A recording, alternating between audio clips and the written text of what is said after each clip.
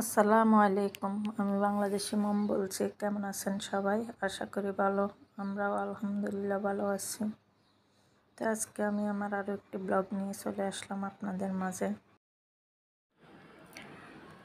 তো এই তো সকালবেলা কিছু বাজার আনা হয়েছে, মুদি বাজার, আরও কিছু মাছ নিয়ে এসেছে।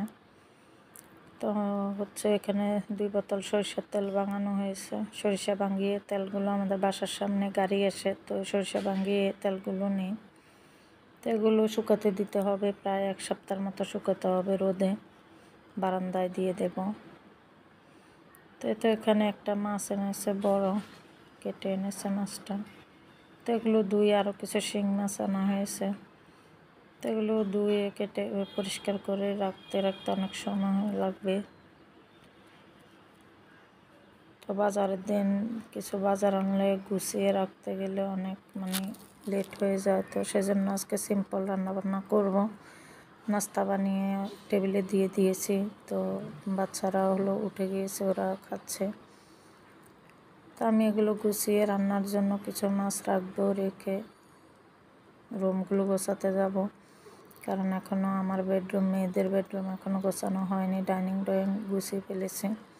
তো ওগুলো আর আপনাদের সাথে শেয়ার করিনি।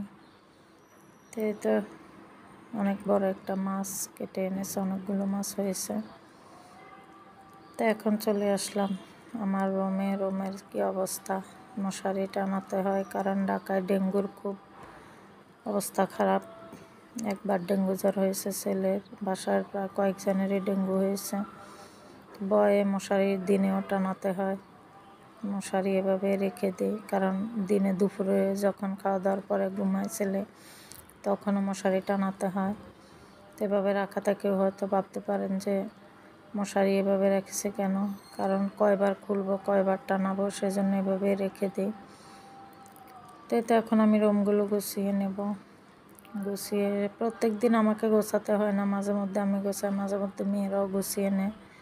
তো ওদের হচ্ছে ক্লাস চলতেছে, সেজন্য ওরা উঠে নাস্তা করে ক্লাস করতে বসে গিয়েছে। তো সেজন্য আমি রুমগুলো গুছিয়ে নিচ্ছি। তো আমি ওই পাকে মাছ টাছ ধুয়ে সব ফ্রিজে রেখে, আর রান্নার জন্য কিছু মাছ রেখে চলে এসেছি। এগুলো গুছিয়ে রেখে তারপর রান্না করতে চলে যাব। রান্না করতে করতে দেখা গেছে যে খালা আসবে, তো খালা এসে ঘর ঝাড়ু দিবে। তো সেজন্য আগে থেকে রুমগুলো গুছিয়ে রাখলে খালা এসে ঘর ঝাড়ু দিয়ে ঘর মুছে দিবে। তা আমি ওই পাকে ডাল আর ভাত বসিয়ে দিয়ে এসেছি। আজকে শুধু করলা ভাজি, ডাল আর মাছ ভুনা করব, সাথে ভাত। তাই তো রুমগুলো গুছিয়ে নিই। প্রত্যেক দিন এভাবে কাজগুলো গুছিয়ে করতে হয়।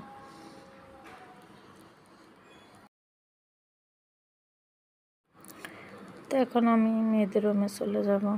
মেয়েদের রুমটা একটু গুছিয়ে দেয়।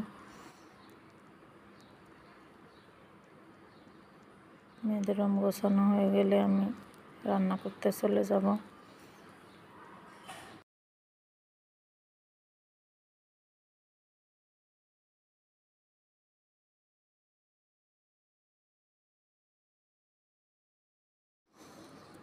তো এখন টেবিলের উপরে দেখি যে রুম গুছিয়ে যাওয়ার সময় যে আমার ছোটো মেয়ে রাত্রিবেলা দেখছিলাম এই দৃশ্যটা আঁকতেছে। তো এখন দেখি যে এটা কমপ্লিট করে ফেলেছে। তো দৃশ্যটা দেখে একটু ভালো লাগলো, তাই আপনাদের সাথেও শেয়ার করলাম। তো এখন দুপুরবেলা রান্নাবান্না আর দেখালাম না, কারণ বিকেলবেলা চলে আসলাম। একটা আচার বানাবো। তো সেটা হলো, আমার ফ্রিজে কিছু ফ্রোজেন করা বড়ই আছে, আমাদের গ্রামের বাড়ির গাছের বড়ই। তো অনেকগুলো বড়ই পাঠিয়েছে আমার শাশুড়ি মা। তো ওই বড়ইগুলো থেকে এখন আমি কয়েকদিন পর পরে মেয়েরা বাইর করে ভর্তা বানিয়ে খায়। গাছ পাকা বড়ই, একটু টক মিষ্টি। তো অনেকগুলো বড়ই, প্রায় 20 কেজির মতো। তো সবগুলো তো একসাথে খাওয়া সম্ভব না। তো আচারও বানানো হয়নি তেমন একটা। তো সেজন্য কয়েকদিন পরে পরে একটু বাইর করে আচার বানিয়ে দিই, বা ওরা ভর্তা বানিয়ে খায়। তো এখন হলো এই বড়ই থেকে আমি কিছু বড়ই দিয়ে আজকে একটা চাটনির মতো করে আচার বানাবো। তো সাথে একটু তেঁতুলের মাঠ দেবো, সেজন্য আমি ফ্রিজ থেকে কিছু তেঁতুল বাইর করে তেঁতুলটা ভিজিয়ে রাখতেছি। এটা থেকে আমি তেঁতুলের মাঠটা বের করে নেব। এটা প্রায় 1 ঘন্টার মতো ভিজলে এরপরে এটা থেকে আমি খুব সুন্দর একটা মার বের হবে। তো তেঁতুলটা ভিজিয়ে আমি এখন ফ্রিজ থেকে বড়িগুলো নামিয়ে নিয়েছি। তো এখানে 1 কেজির মতো বড়ি নিয়েছি। বড়িগুলো আমি পরিষ্কার করে ডাঁটাগুলো বেছে তারপরে ধুয়ে রেখেছি ডিপ ফ্রিজে। তো এখন আবার একটু ধুয়ে রেখে দেব কিছুক্ষণের জন্য, বরফটা ছাড়ার জন্য। এগুলো কিন্তু শুকানো হয়নি, এগুলো গাছ পাকা বড়ই যেভাবে পাঠিয়েছে আমি এভাবে ধুয়ে পরিষ্কার করে রেখে দিয়েছি। তো এই আচারটা বানাতে আমার লাগবে হলো সরিষা বাটা, আর দেব আমি হচ্ছে সরিষার তেল, তারপর তেঁতুলের মার, আর দেব হচ্ছে আমি বাড়ি থেকে খেজুরের গুড় করে এনেছিলাম। তো সেই গুড়টা থেকে কিছুটা গুড় দেব সামান্য পরিমাণ। এটা কিন্তু বেশি একটা মিষ্টি হবে না, টক ভাবটাই বেশি থাকবে। চাইলে এটা খিচুড়ির সাথেও খাওয়া যাবে। তো এই আচারটার জন্য আমি এখানে 4টে নিয়েছি শুকনো মরিচ, দারচিনি, তেজপাতা, আর নিয়েছি রসুন কুচি। তো এই তো যা যা লাগবে আমি সব রেডি করে নিয়েছি। আর এটা হলো আমড়ার আচারের জন্য যে একটা গুঁড়া মশলা করেছিলাম সেটাই, পাঁচফোড়ন আর মৌরি দিয়ে।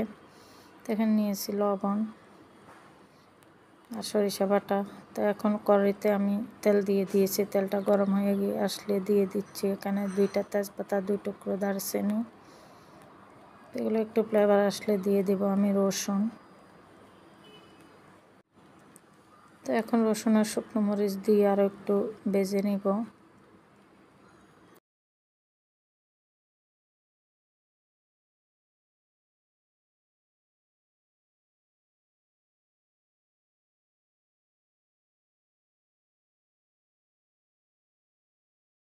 এগুলো ভাজা হয়ে গিয়েছে, এখন আমি ধুয়ে রাখা বড়িগুলো দিয়ে দিচ্ছি। বড়িগুলো যেহেতু গাছ পাকা শুকানো হয়নি সেহেতু বড়িগুলো একটু থকথকে টাইপের হবে। তো এখন এগুলোকে ভালোভাবে তেলের সাথে মিশিয়ে নিতে হবে। তো এখন দিয়ে দিচ্ছি আমি এখানে স্বাদ মতো লবণ। লবণটা একটু বেশি দিচ্ছি কারণ এখানে তেঁতুলটা দেওয়া হবে, তেঁতুলটা কিন্তু অনেক টক, সেজন্য একটু লবণটা আমি 1 চামচ, পুরো 1 চামচ দিয়েছি। তো আপনারা আপনাদের স্বাদ অনুযায়ী দিবেন। এখন দিয়ে দেব আমি তেঁতুলের যে মাঠটা বের করে রেখেছি সে তেঁতুলের মাঠটা। এখন সবগুলো একসাথে মিক্স করে নিচ্ছি। মিক্স করে নেওয়া হয়ে গেলে দিয়ে দিচ্ছি আমি এখন 1 চামচ সরিষা বাটা। তো এটাও এগুলো সব বড়ির সাথে ভালোভাবে মিক্স করে নিতে হবে। নেওয়ার পর আমি কিছুক্ষণ ঢাকা দিয়ে রেখে দেব। বড়ই কিন্তু সিদ্ধ হতে বেশি সময় লাগে না, তো 5 মিনিটের মতো আমি ঢাকা দিয়ে রেখে দেব। তো আচারটা হতে বেশি সময় লাগে না, প্রায় 25-30 মিনিট মতো লেগেছে মিডিয়াম আছে এটা আমি রান্না করেছি।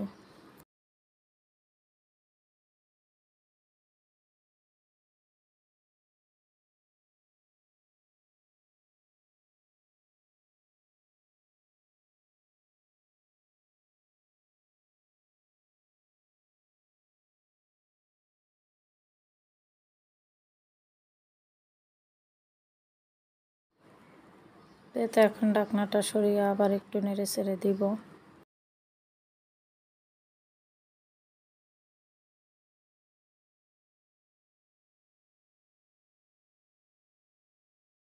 এগুলো কিন্তু ফুলে ফেটে গিয়েছে, যেহেতু শুকনো বড়ই না। বড়িগুলো হলো টক মিষ্টি, একবারে মিষ্টিও না একবারে টকও না। তো সেজন্য আমি একটু তেঁতুল দিলাম, আর তেঁতুলের টকটা অনেক বেশি। তো এটা ব্যালেন্স করার জন্য আমি দিয়ে দিব একটু খেজুরের গুড়, 1/2 কাপের মতো।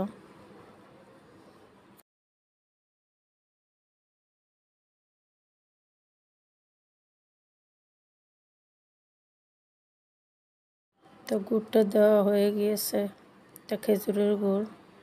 তখন আমি ভালোভাবে মিশিয়ে নিলাম। মিশিয়ে আবার একটু ঢাকা দিয়ে রান্না করব 2-3 মিনিটের মতো, এরপরে আর ঢাকা দিতে হবে না।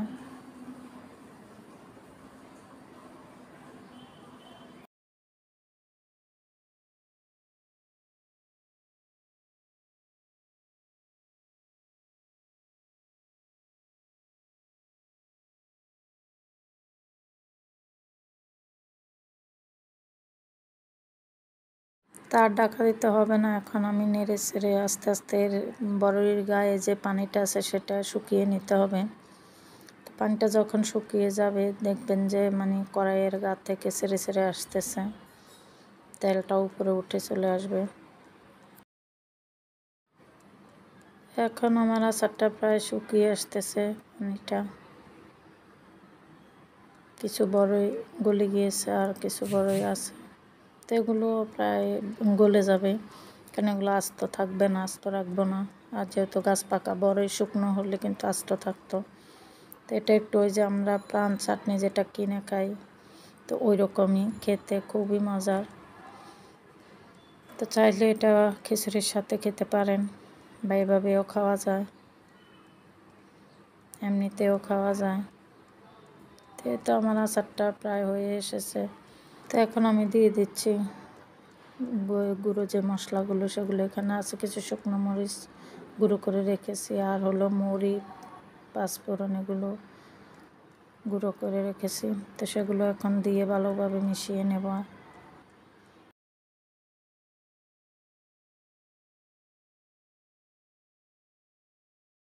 কড়াইয়ের গা থেকে ছেড়ে ছেড়ে আসতেছে, তার মানে আমার আচারের মানে পানিটা পুরোই শুকিয়ে গিয়েছে। এখন দেখেন তেলটা উপরে আসতেছে পেনা পেনা হয়ে, তার মানে আচারটা পুরোই রেডি। তো এখন আমি এটাকে নামিয়ে ঢেলে নেব একটা বাটিতে। আমার ভিডিওটি যদি ভালো লেগে থাকে তাহলে অবশ্যই একটা লাইক দিয়ে দিবেন, আমার পাশে থাকবেন, আমাকে সাপোর্ট করবেন। তো আজকে পর্যন্তই, আল্লাহ হাফেজ।